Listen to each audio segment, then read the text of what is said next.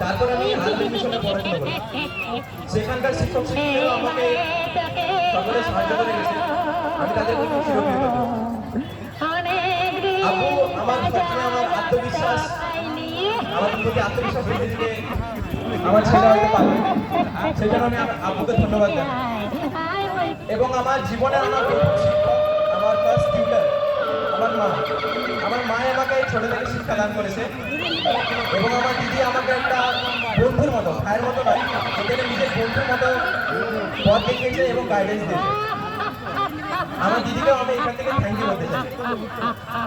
এবং সেই মহান করুণাময় আল্লাহ যিনি আমাকে এর যোগ্য করে তুলেছেন, ওনাকে শুকরিয়া জানাই। ছোট ভাইদের অ্যাডভাইস দেওয়ার মতো আমি নিজেকে যোগ্য মনে করি না, কারণ এখনকার দিনে হয়তো অনেকজনই আছে যারা হচ্ছে অনেক বেশি জ্ঞানী এবং কিন্তু তবুও আমি বলতে